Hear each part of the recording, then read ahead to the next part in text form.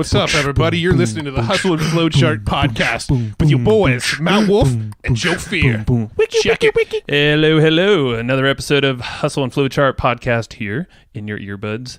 Ear holes, or maybe just speakers, I don't know.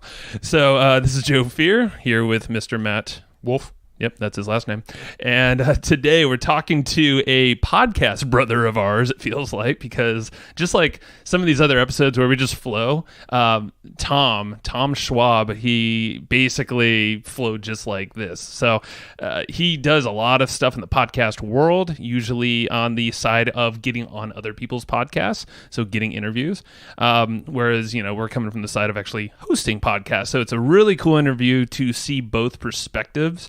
But Tom's going to break down everything. I mean, the guy doesn't hold back anything when it comes to if you are interested in getting on folks' podcasts in your niche, getting awareness, growing your network, actually creating trackable ways to drive sales to whatever you might be that you're selling.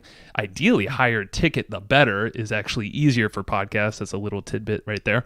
But Tom's just amazing. So you're going to love this interview if you're even remotely interested in content and podcasts. Oh, yeah. It's a deep dive on how to get featured on other people's shows, and you're going to love it. He's got some really cool bonuses. If you go to interviewvalet.com/flowchart, he's actually put together some bonuses and some complimentary things to this episode. So make sure you check that out. And also, we want to hear from you. If you're listening to this podcast, you enjoy it, you want to chat with us, you want to get us on a call. We love talking to people, meeting our audience, and getting to know what other people are up to. So please hit us up. Go to evergreenprofits.com/contact. There's a little contact form. It goes to us. We respond to pretty much everybody. That's true. It's true story. All right. Yeah, be cool, and we'll probably respond to you. Anyway, all right. Let's dive in with Mr. Tom Schwab from Interview Valet. See you there. Hey, Tom, thanks for joining us on the show today.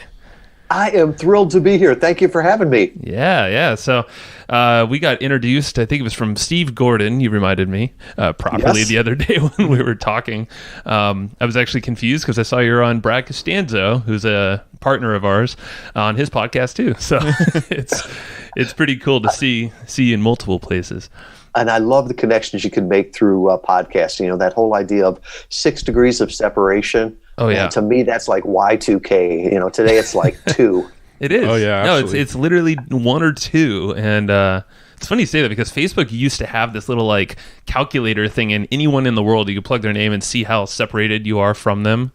And you're freakishly close just on social media alone. Yeah. But they took that away. Oh, it's not there anymore. Yeah, I think everybody was 2 degrees away from Obama and stuff like that. But no, it was really interesting. And today's episode is going to be a fun one because I think it's pretty much going to be 3 people who love podcasts talking about podcasts and strategies around podcasting. So I think it's going to be fun. Well, let's Tom, we like to kind of kickstart with a little background, what you do, what got you here, and we'll start kind of picking stuff out from there. I was going to say that could be a whole podcast interview right there. But, don't go too deep. I started out as an engineer, was a mechanical engineer, and to all the U.S. taxpayers, thank you for paying for my education. I went to the Naval Academy, and the first job out of college was running nuclear power plants, and it really taught me that everything can be taught, it can be systematized, and when I went into the corporate world and sales and marketing, it always just frustrated me when they'd say, half the money we spend is wasted. We just never know what half it is. And I never accepted that. So when I started my own business, I was really looking for, what could we use in order to make sure that we were doing the things that people loved and stop doing the things that people loathed. And so I had read a book by 2 smart guys out of MIT called Inbound Marketing. They went on to start a company called HubSpot. Yeah. And loved what they were doing, and so we built up a company based off of using inbound marketing. It was an e-commerce company. Built that up from a regional player to a national leader, sold that off. And then as I was helping other people after that, one of the things I noticed is that blogs weren't working nearly as well. And they never really did work that well. But one of the hacks we used to use was putting our blogs on other sites, guest blogging. Instead of putting it on your site and getting seen by 3 people, one of them being my mother, getting it on, Washington Post, Huffington Post, Wall Street Journal, get that know, like, and trust. So about 4 years ago, I hypothesized you could use podcast interviews that way, and it worked wonderfully. Yeah. And at first I thought, it's a fluke, it's the personality, it's the niche, and so we kept trying to disprove it, and it still kept coming up that it worked. So over the last 4 years, we've refined it. About 2 years ago, we started a done-for-you service, which is Interview Valet, that really uses podcast interviews as the content to drive your sales and marketing machine. And, I believe that marketing is starting a conversation with somebody that could be an ideal customer, and podcasts are just such a powerful way to do that. I love it. I mean, I love how you spotted this trend, or this gap, really it is, because, podcasts have now become the best form of content creation and marketing for us to bring new eyeballs or even existing people back into our ecosystem, so we can kind of, market differently that way once they're kind of in our realm here. Yeah, and the thing about podcasting is that it's such in my opinion at least, it's such a frictionless form of content creation. I mean, we get on calls with people and we just have fun conversations that we would love to have even if we didn't record them, and then we get to share that with the world. I mean, it's such a frictionless way of creating content. I can't think of anything better, which is why we've been doing podcasts since 2010. And that's what I love about it, because like for me, I can write a blog, but it's homework. I'd rather clean my office or go to the dentist than write a blog. But I'll talk to people all day long, and I think the technology is out there now where you can create in the medium that you like the best, and then you can repurpose into other mediums, because not everybody is an Audible learner. Yep. Somebody asked me, podcasts now are about 30 to 40% saturation. They said, when do you think it'll get to 100%?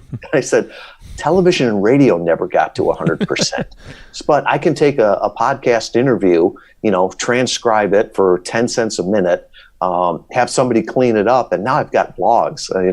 If I talk long enough, I can get a good quote in that somebody can find and make a meme out of it. So it's just such a powerful medium. So Tom, you actually caught me at 10 cents a minute. Where do you get your transcriptions done? This is awesome. It's 10 times better than Rev.com. What? So, Rev.com's our go-to. Rev.com, I love that. Great business. And they started a spin-off business called Temi.com, Temi. And they transcribe. It's all artificial intelligence for 10 cents a minute. Now, granted, there's some errors there. Punctuation, capitalization isn't always there. But for most of it, it works out really well. And my hat's off to the people at Rev.com. They were smart enough to realize that, man, artificial intelligence is coming. So they actually use Temi inside, and that would do the first cut, and then they have real life people doing it from there. And it's $1 a minute, and it's great. Wow. But if you just need that initial cut, 10 cents a minute, and I tell you what, they get it back to you super fast. I was actually thinking, I was like, holy crap, now I understand why Rev's so fast, because like they could before you even said it, I was like, they could use that and then their editors just clean it up. I'm like, genius. Well, it's kind of interesting because we have this, this isn't really the topic we're going to get into today, but we have this process for actually written blog content, right? We're not huge fans of writing like massive blog posts from scratch. And we have this process of we go on a place like Upwork or onlinejobs.ph and hire somebody who can write sort of a good enough content piece for us. And they'll write, we usually go to about 1,500 words and we get a good enough content piece. They give it back to us. And then we go through and polish it up and, add our own little anecdotes to it. But we're not starting from scratch is the main point. We're starting from, they basically did the research and outlined it for us. Maybe the English and punctuation isn't great, but now we can go in and make it our own. And that is what they've managed to do on a sort of automated basis, which is really fascinating. I love that. Oh, it is. They're a great company, and you can use other people's skills there. I mean, your flow chart, your work process there, mine is almost a little bit different. If I get a good idea in the shower, I'll put 5 or 6 bullet points down to make a blog. Then I dictate it, and then I send it to be transcribed, and then have somebody else clean it up. There you go. That's more my style. Yeah, I'm more the Matt. You're more of a writer. I'm more of like you, Tom. But either way, that's the beauty of all of this stuff. I mean, content creation should be a breeze if you focus on the medium that just flows for you. We had one client that, trying to get the owner of a company to sit down and write blogs and everything. That's tough. Yeah. And so his team kept asking him for all of these things, and he finally said, all those topics and all those questions I've already answered on podcast interviews. And they're like, oh, that's right. So they went back, and not only did they transcribe it, make some blogs out of it, but they took some of the audio and put that up there. And they even took some of the quotes and, put B-roll footage over it. So Sure. now they've got videos. So it's just an amazing time of how we can repurpose content and really get out there. That's actually, you just gave me an idea for ourselves. Matt and I, we actually just hired a video VA to do more social media videos, and we're really good at creating content, but hello, we have this podcast. You can literally just splice and dice from there, throw some B-roll, whatever, and boom, you have yourself all this other content now you can use in targeted ways, which I know you're all about here. So let's dig into, because I know what you're really good at is to not just go wide, I guess, with all the podcasts, but to really target on the ideal types of customers that you want to get. I want to kind of learn a little bit about what you do there and how you make that all happen. Yeah, and there's a couple things. One is, I think the biggest problem we all have today is that we're obscure. There's a product or service that we currently have that could help people and that they would gladly give us money for. The only thing that's stopping them is that they don't know who we are. So there's got to be some way of connecting with them. And a lot of people say, I'm going to break through the noise. It's like, no, you're not. You're probably adding to the noise, right? If Apple is buying time, if GM is buying time, to think that I'm going to break through the noise is laughable. At best, I could add to the noise. So from that standpoint, it's like, I don't want to break through the noise. I want to get in on the conversation, and the conversation that my ideal customers are already listening to. And as I look back on it, one of the worst pieces of business advice I ever got came from my grandfather. And he was my hero, a great entrepreneur. But the only thing that he ever told me that was wrong was he said, choose carefully who you drink with, because you can't choose who you work with.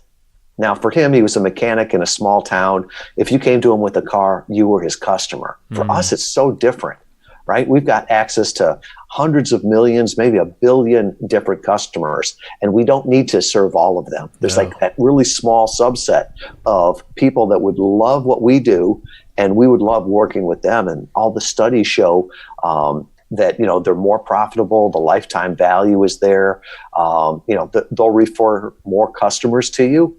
So I think that the reason that podcasts work so well is that you can talk directly to your ideal customers. Right? Some people will listen to this and they'll like, Tom's full of it. That's fine. Doesn't mean they're bad or I'm bad. We're just a bad match. Yeah. There'll be other people that'll say, that was interesting, and go on with their lives. But there's going to be a small segment that say, wow, that was really interesting. He understands me. He could help me.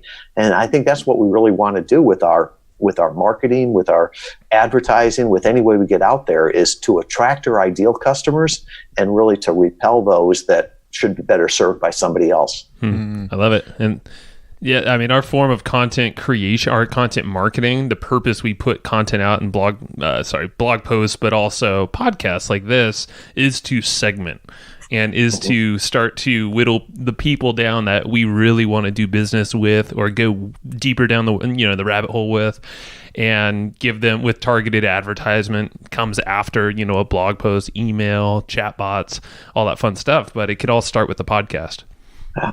Content is king, but content is God.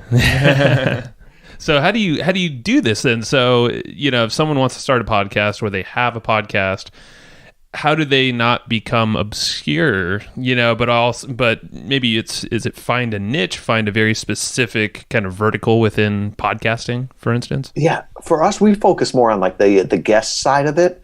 So while I've been on over 1,200 podcasts, my hat's off to you guys. I have never done a podcast yet. It's hard work, and everybody that says it's easy has either never done it or never done it well. That's true. I really think I think it's being yourself, being authentic, attracting the people that resonate with you.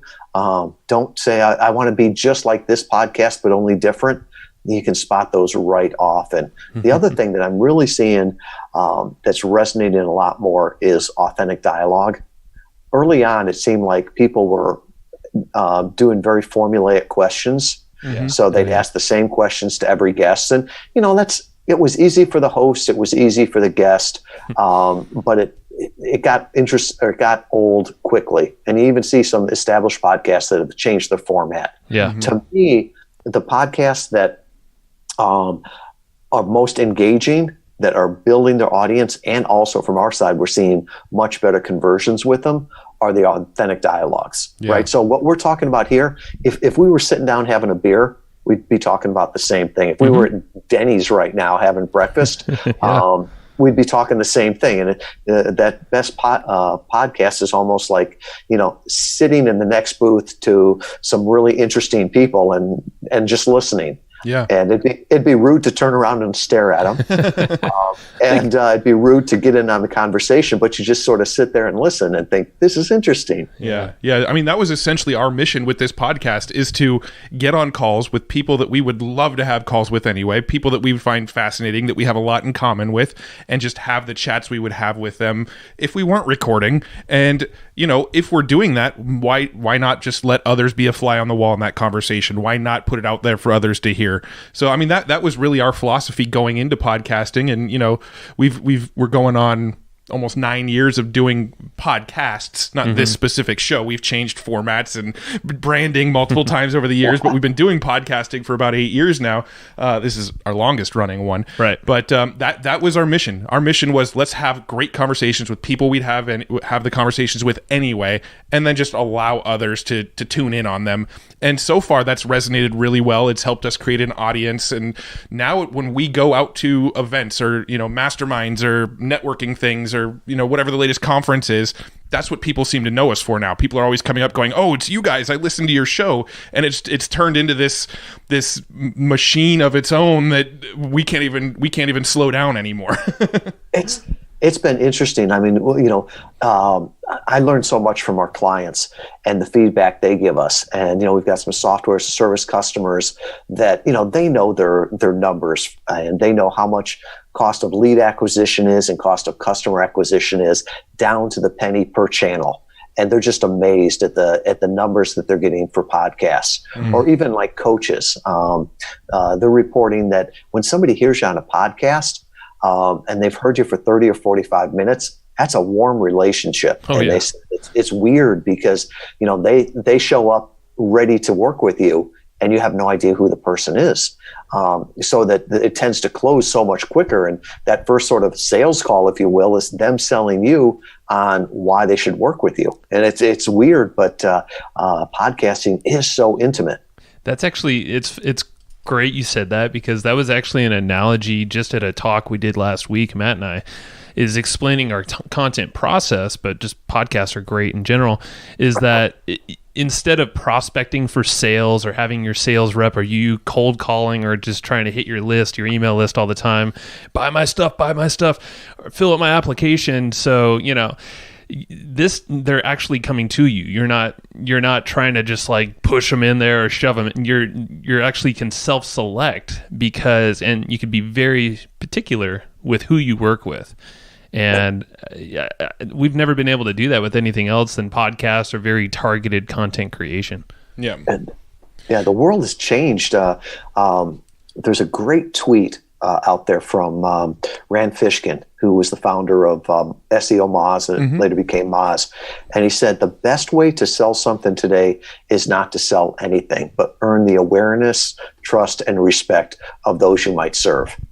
And that's so true, When you said self-select, our customers are self-selecting us. Sure. That's really cool. Yeah. That's the best I mean, that's literally what our company turned into about 7 months ago or so. Evergreen Profits. We sold a lot of different products before, but we consciously chose to just totally put the axe on that and turn everything free.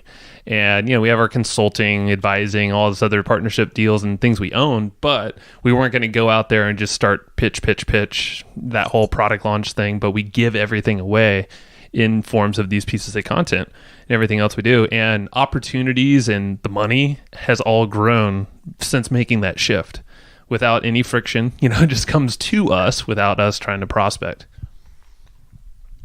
Yeah, it's definitely it's good stuff.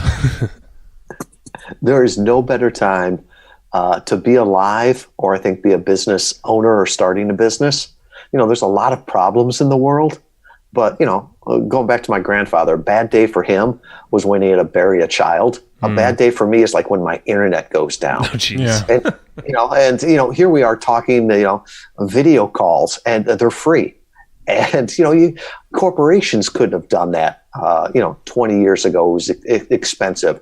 I mean, here we're running an agency with 18 people, all geographically diverse in the United States. And I pinch myself. It's like 20 years ago, I would have to be living in London, New York, maybe LA to run this. And now I get to live in Kalamazoo, Michigan, and do it. It's so cool. Now, what kind of results are you seeing? Let's kind of shift a little bit into discussing, going and getting on other people's podcasts and the benefits of that. What sort of results are you seeing, and how are you selling clients on the merits of going and getting on other people's podcasts? Yeah, and that's a great question. We always look at it from one thing: return on investment. Not only the investment of money, but even more so the investment of time. And what other medium can you go on and talk to hundreds, thousands, tens of thousands of people? Michael Port called it a digital stage one time. And he said the largest stage that he'd ever been on, and here's a guy that's probably keynoting for tens of thousands of dollars. But he said the largest stage he's ever been on is a podcast. So, there's that exposure brings opportunity. But we've got other people that are doing it for other reasons. So like virtual book tours with the podcast interviews. Great way to get a book out there, right? You can record them all before the book actually launches, have them go live when the book launches and get a big spike. So that's a great way to do it. Other people just want to fill the funnel. And it's a great way to just get out there all the time to get new traffic, new leads, new customers from that standpoint. And, it's a very systematic approach.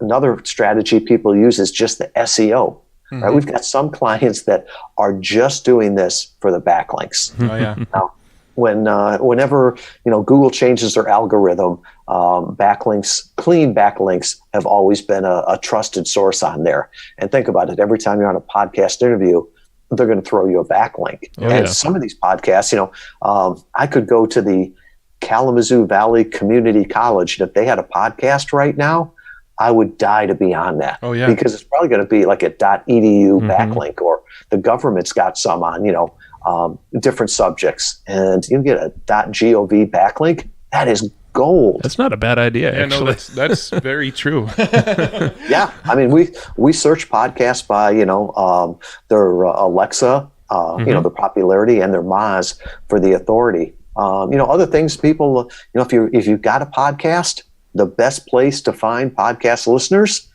is listening to other podcasts. Yep. So it's a great way. We've worked with a lot of clients to either start their podcast or really launch it to the next level. And then, the final one, the strategy that we have is, sort of an exposure strategy. Right. Somebody called it a Dory Clark strategy one time.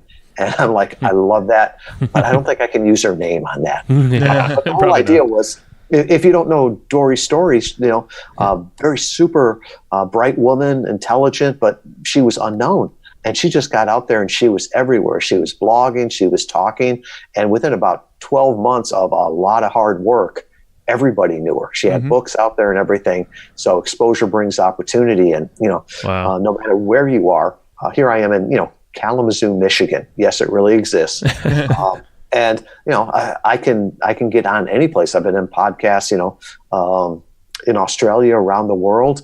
And this is really how we've grown our business completely. Yeah, I love it. And it's funny. I can always tell when sort of a big name is launching a book, because I'm an avid podcast listener as well as a podcaster, right? And, when I tune into Smart Passive Income and Lewis Howes and Mike Dillard and James Altucher, I can always tell when a book is about to come out, because Tony Robbins will be on all of those, or Gary Vaynerchuk will be on all of those, or Tim Ferriss will go on all of those, and it's like, oh, all right, this person must be coming out with a book pretty soon. So you definitely see that virtual book tour thing quite a bit now, and it's clear that these authors that used to use more traditional mediums to get their brand out there are realizing that this is equally, if not more powerful. Like it's not only like if somebody goes on a TV show and talks about their book, I've heard a lot of times it doesn't really move the needle that much for them, because you're talking to a very, very general audience. Where if you go on somebody's podcast and you talk about your book, that podcaster is essentially endorsing you just by having them on your podcast, right? There's like an implied endorsement there that I have this person on my show, therefore I think there's somebody you should be listening to. We've got a client that's a news analyst for one of the big stations, one of the big networks, and he lives in Washington, D.C. there. And, probably 2 nights a week you can see him on television. But he loves podcasts. Mm-hmm. And he says, when he does a 3-minute piece on the news, there's an hour in there in the car. There's an hour in the green room. Then he gets on. And if the person interviewing him doesn't talk too much, he might get to talk for 2 or 3 of those minutes. Mm-hmm. And then he drives an hour home. So he's like, it's 4 hours to get 2 minutes of exposure. Now, granted, it's great exposure, but he can't really talk about anything on there. And he loves going on podcasts, and he can do them from anywhere. I mean, he did a podcast interview one time where he had to step out of the green room to set up and do a podcast interview. And he had people in there like, what are you doing? I love it. And they're like, that's amazing. It's just so smart. And if you think of podcasting, it's also evergreen. You can, we can repurpose all this stuff, but then you can start driving traffic to that podcast, not only SEO, but paid traffic. I mean, we boost every single episode to our audience and some other interests, depending on the guest. And sometimes even the guest will do that. So it's just a great brand awareness, and it's like this whole ripple effect. It just goes and goes. Yeah, that's one of the things we've got to set the expectations with our clients, especially if they're used to like paid advertising, where you put $1 in the slot machine and you get immediate payoff on it. Well, that's a spend. So if you buy some Facebook ads, your traffic's going to go up, in the next 5 hours. Mm-hmm. But then what happens? Whereas I look at content, and specifically podcast interviews, as evergreen. We've got our oldest, I shouldn't say, he's not the oldest, but he's our most tenured. He's been with us the longest. He's out 4 years now. Yeah. And he still gets traffic, leads, and customers for interviews that he did 4 years ago. I'm sure if he ever did a newspaper ad or a Facebook boosted post 4 years ago, it's not giving him any value today. Sure. Yeah, that makes sense. Well, I know you have this service, but I'm curious. So if someone were to want to get on someone else's podcast, because we get hit up with all these literally daily, and they're usually stock emails. They go to our support desk, so then they have to get filtered by our support lady, and then the good ones reach us, and sometimes usually they're still not that great. Yeah, I imagine most people who have podcasts have some gatekeepers in place, because once your podcast gets a little bit more traction and more people listen to it, people are chasing you up all the time to be on your podcast, and you do have to get more and more selective of who you want to put in front of your community. So I mean, what advice would you give to somebody who wants to get in front of some of these larger audiences and they actually want to get the attention of the podcaster? Oh, then that's a great question. And everything I learn, I share openly. I really believe that podcast interview marketing will be as big as Facebook marketing or email marketing 5 years from now, because it works so well. So I'm just all about having people do it better, because a lot of people are doing it really poorly and either destroying the industry or not getting good results with it. I probably get a pitch once to twice a day to be on my podcast. And I don't have a podcast, but they all start, dear Tom, we love your podcast and would love to be on it. It's like, if you're going to lie to me, tell me I'm pretty. So if you want to be on a podcast, just in your mind right now, flip the seats, put yourself in the host position. Why do they bring people on their podcast? It's people they want to talk to, people they want to introduce to their audience, and their friends, right? So how do you get to be that person?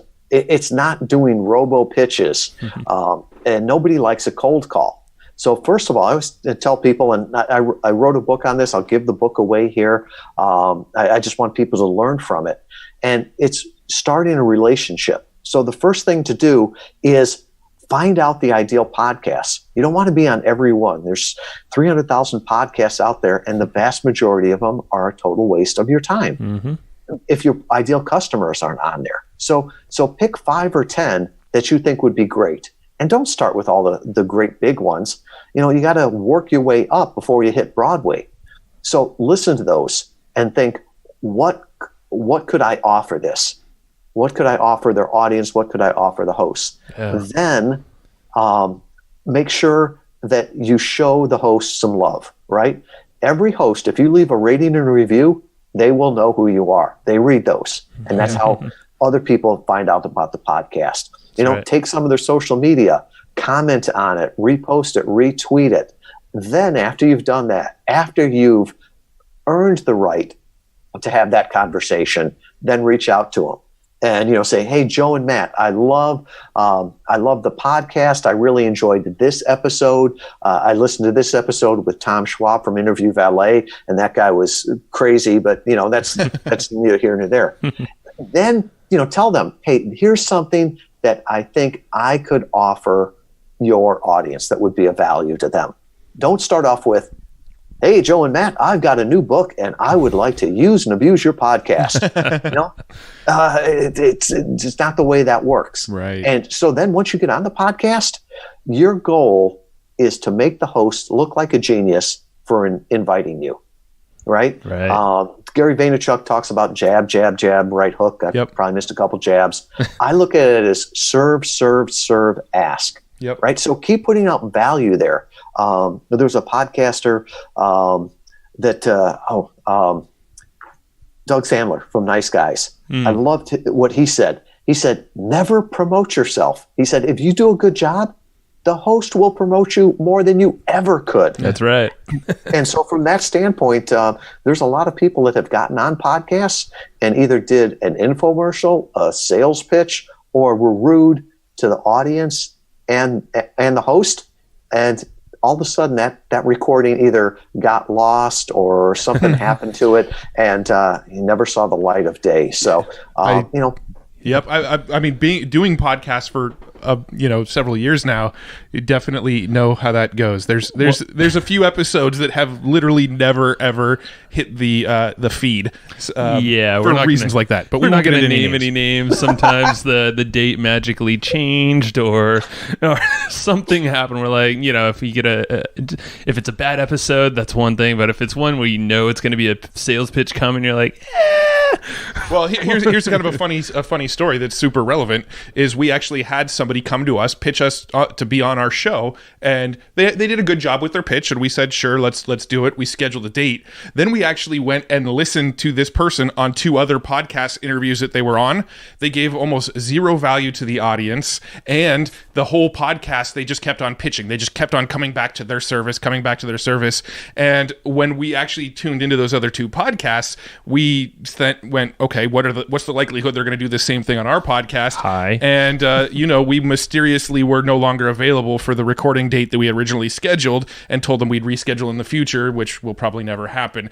But hopefully that person's not tuning in, because they probably know who they are. But oh well, maybe you'll learn from this. Well, the flip side there too, right? So Steve Gordon introduced us from the Unstoppable CEO there, right? And I had met him through another podcaster, And so from that standpoint, yeah. if you do a good job, they'll help you and introduce you to other people that, could benefit from that. And then, I'll pull back the curtain here on how you can, really get business results from it, as far as giving people stuff that's helpful to them. I sort of tease that out there that I wrote a book. If people want it, I always say you can buy it on Amazon, but I give more of them away because I would much rather have people learn how to do this. So try to add value there and things that people can take the next step with you. Give them a reason to go to your website, to check something out.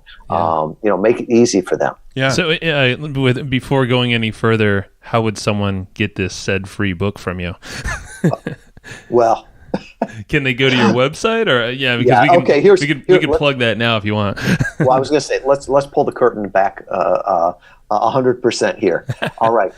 Our studies have shown that when you're on a podcast, you never want to send people to your homepage, because think about it. You've never seen me before. You've never seen my website, and that you're probably coming from a mobile device, so the traffic bounce is real high. So if you went to interviewvalet.com/flowchart, and that's the address that I use there, and said, hey, you can find the book there.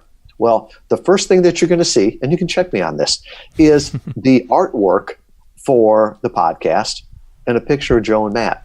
And so it's going to be there. So the first thing that loads is a trust seal, right? In e-commerce, we would call them trust seals. Right. It's a tacit endorsement. Then there's some boilerplate, and then there'll be whatever offers I talked about there. All my social media will be there. A picture, if you just want to figure out what's this guy look like, you can go there.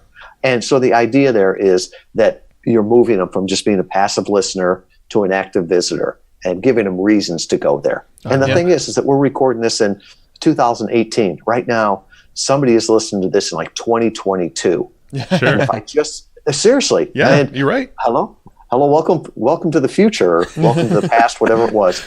If I send them to my homepage, I guarantee you that that homepage is going to change in the next 4 years. So if I talked about an offer that wasn't there, that traffic would just bounce. So better to just send them to a dedicated page. Yeah, 100% too. I mean, we have guests that we interviewed a year ago that some of their links are already broken, and I've had to go through and swap out links from stuff that no longer works because people pivoted and changed their business model and stuff like that. So I mean, that's definitely true. And obviously the secondary benefit to it is you now have a sort of direct response element to this episode that you were on. You now know exactly how much traffic you received to your website from this episode because you have that special landing page. And you can even, to the point of attribute the traffic of figuring out, which podcast interviews were a base hit, which one were a home run. Yeah. If you want to get really, meta on it, you could even work into your nurturing campaigns and always mention how they learned about you, right? Because if you always mention somebody they like, somebody their friend, it's sort of that halo effect instead of guilt by association. It's a tacit endorsement every time there. Yeah, I love that. Yeah, and I mean, just coming back to like how to actually get on other people's podcasts, I'll just speak from our experience because every once in a while people do get through our gatekeepers, our support people actually pass them through to us because they think it's valuable.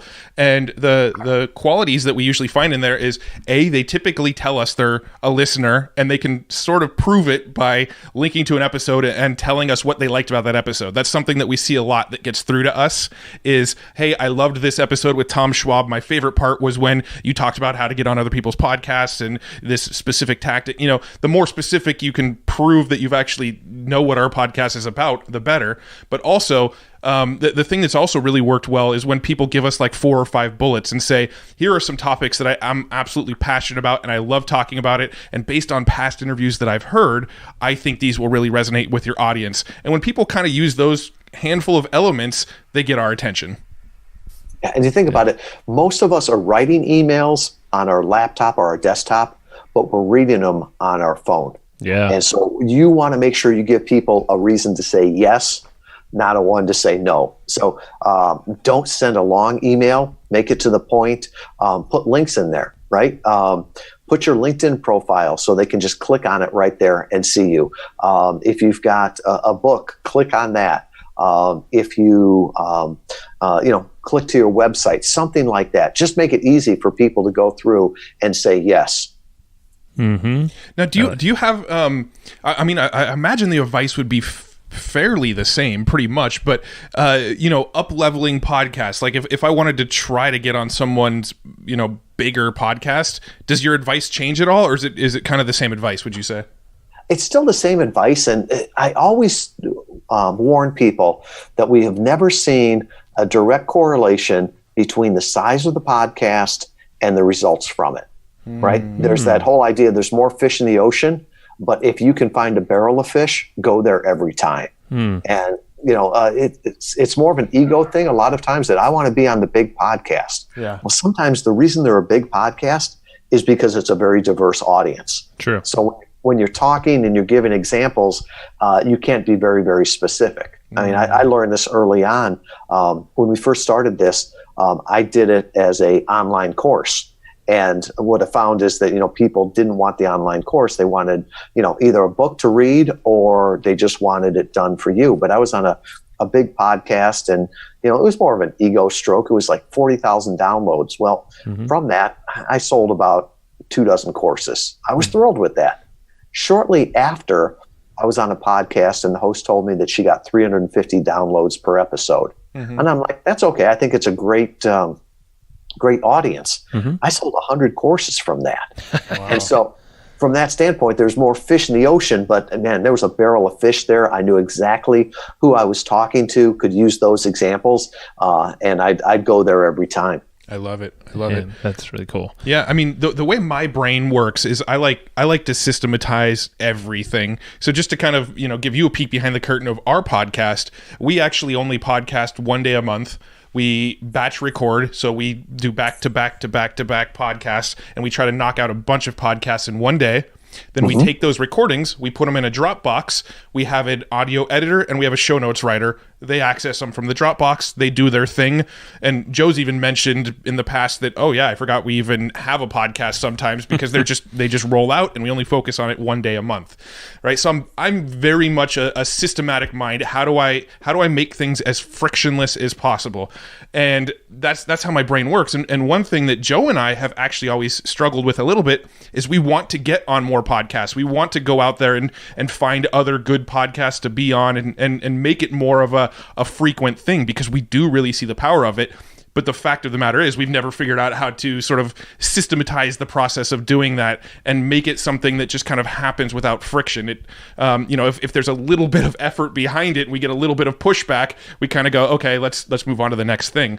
So I was wondering if you can kind of speak into that a little bit of maybe some little tips people can do to make sure that is a consistent effort of theirs.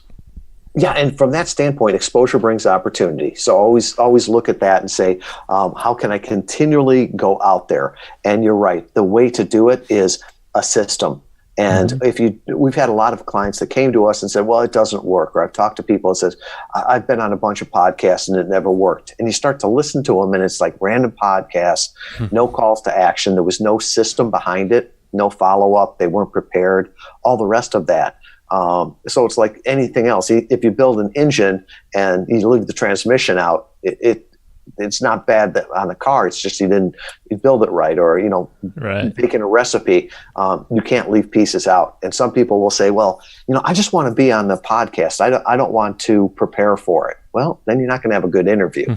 Or I really don't want to go to the effort of doing those offers and sending people to a dedicated page, because if they're really interested, they'll find me. I'm like, okay, give it a try. See how it works for you. It's it may work for you, but I know what we have tested over hundreds and hundreds of clients and over thousands and thousands of interviews. 3 calls to action: a small, a medium, and a large, always work best. And people will say, well, no, it's got to be one call to action. I'm like, no, digital marketing is one call to action. And I would not argue with that. But being on a podcast is more like selling from the stage. You need to meet people where they are. So, for me, a good small call to action is, hey, here's the checklist that I use for all of my podcasts, to prepare for it so you don't have any mistakes. good. That's a small call to action. The medium call to action can be, hey, you want the book? Here's a free copy of the book. And, it's more of an investment of their time on that. Mm-hmm. And then the big call to action is always, hey, if this resonated with you, if I can serve you in any way, let's jump on a call. So from that standpoint, and just really trying to find the system in that. I love that. So with that soft or the lowest, I guess the easiest call to action, would that typically be like in your case, your scenario, it would be a PDF of some sort. Would that be on like the show notes so it's less friction, or you give them a URL then you're just like, hey, just go download to direct download? Actually, what we would always want to do is drive them back to our site. Mm-hmm. So. In the show notes, I would ask, don't put just interviewvalet.com, put interviewvalet.com/flowchart, because you want to get them there. And some people will put it behind an opt-in form. I never do that for the smallest one. It's like, if you're not truly interested, I don't want to start having to nurture you. Sure. But the other thing about, we call them welcome pages, because it's not a landing page. We've tested this also. You don't want to send somebody there and, hey, either give me your email address or leave. Now, if you want to look around the site, that's fine. So really, it's more like a custom home page than it is a squeeze page. I love that. So the welcome page, that literally has all those trust elements, everything you said. So it has that soft call to action, just a download link on your domain. The other thing, the book, is an opt-in, and then obviously there's an opportunity to work with you as a service or bigger level. That just makes perfect sense, and you could track all of that, and you could follow up, like you said. And one of our clients wrote a book called ClickSand, How Digital Marketing is Ruining Your Business, a guy by the name of Bill Troy. And I think people will look back at that book a decade from now and say that was the first one that said the emperor has no clothes. But I loved how he said that big fish don't swim through funnels and whales don't click. It's true. So on a podcast, if you're selling a high ticket item, a relationship thing, they're not going to go through your, if they want to buy, they're not going to go through your nurturing sequence through 3 or 4 months. No, they just want to go there and, speak with the wizard. They want to speak with the wizard and come with credit card in hand. So that's right. That is so interesting you say that, because, just from my perspective and just how I operate, I know that if I listen to somebody else's podcast and I go, man, this guest is really, really good. I really love what he's talking about. I might go invest some money with him because I want to learn more from this person. I don't think I've ever gone to the show notes page, clicked over, gone to an opt-in page, entered my email, got on his list, went through his sales funnel, and then finally decided to buy. No, I decided I like this person. Maybe I'll shoot them a direct message, see if I can get a hold of them. If I can't, maybe I'll shoot the podcaster a direct message and see if they'll make a connection for me. Or I'll tap my network and find out who knows that person who could make the connection. I'll jump on a call with them and I'll bypass all of that stuff you were just saying. That's right. It's true.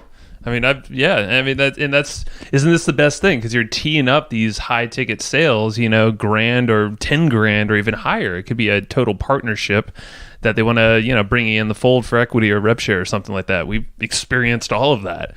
And it's this connection. I think, sometimes when creating, or at least someone getting into content, it's that dedication that it takes for them to consume content. Podcasting, it's so personal. So it's just that higher touch that you're looking for. Yeah, and some people have said, well, does this work for everything? And we've tested it for a lot of things.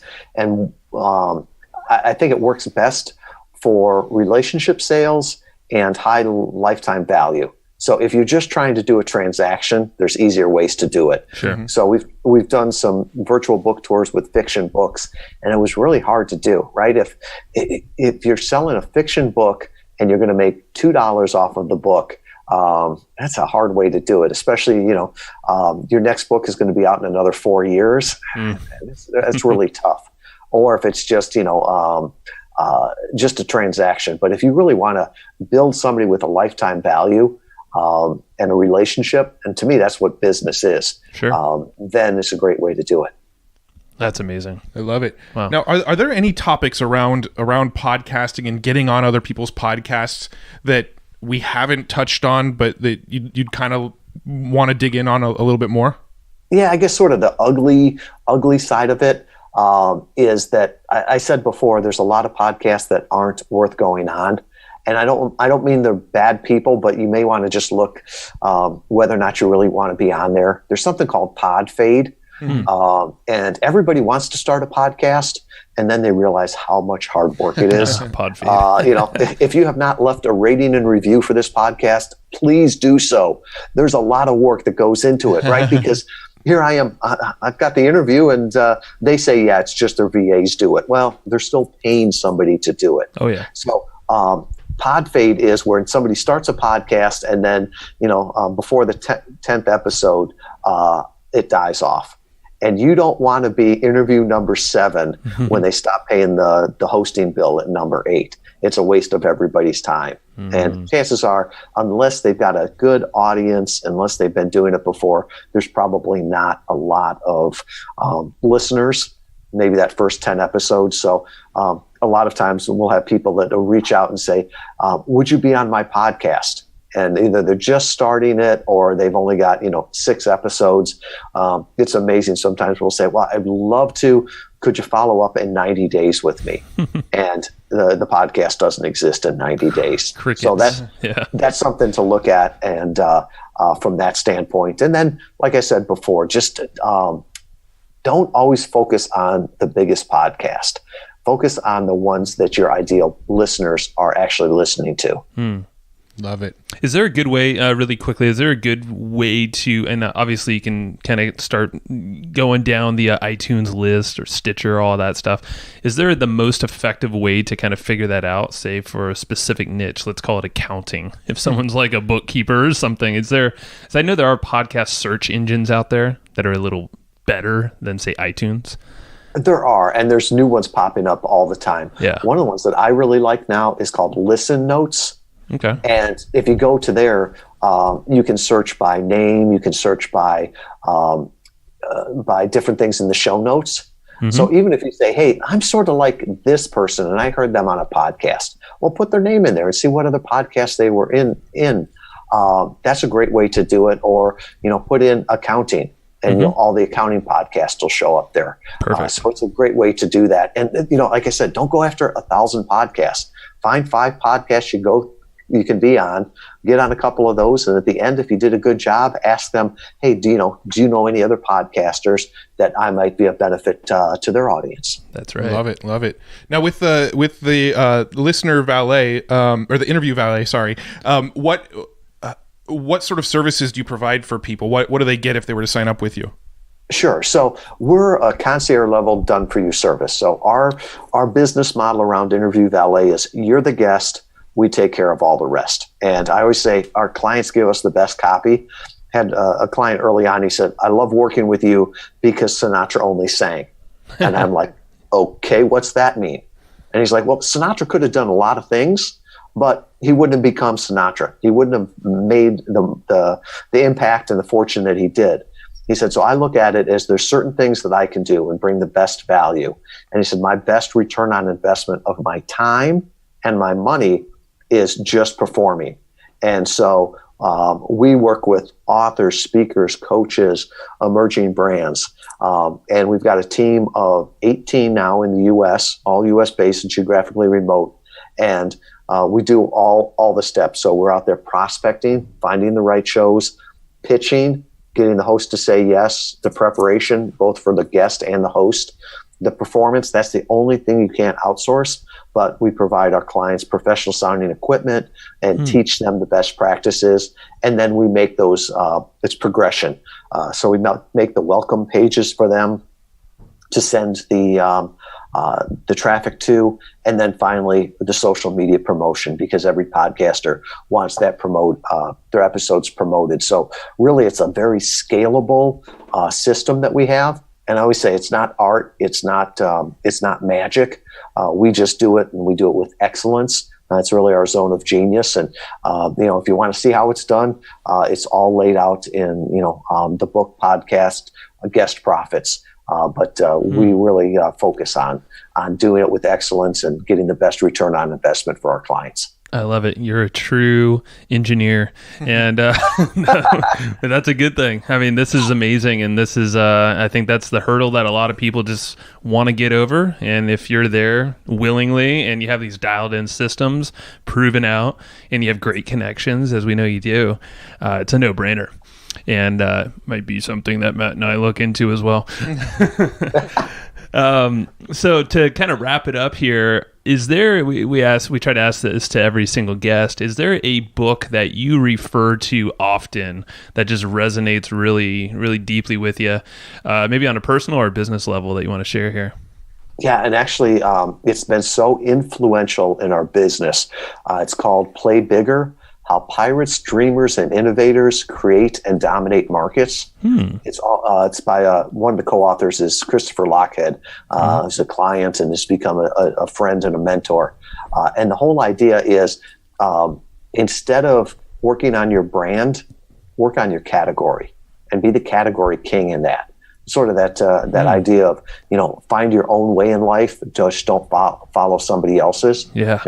If I say that I'm, the best lawyer in the world, well, it's either me or the other million lawyers that are lying. Right. And he challenges us on that. And he's like, I would say, well, we're sort of like a PR agency. We're sort of like a marketing agency. We're sort of like a dating service. And he's like, oh, you're not. It's a different category. It's podcast interview marketing. Yeah. And he's got a new book coming out this summer called Niching Down.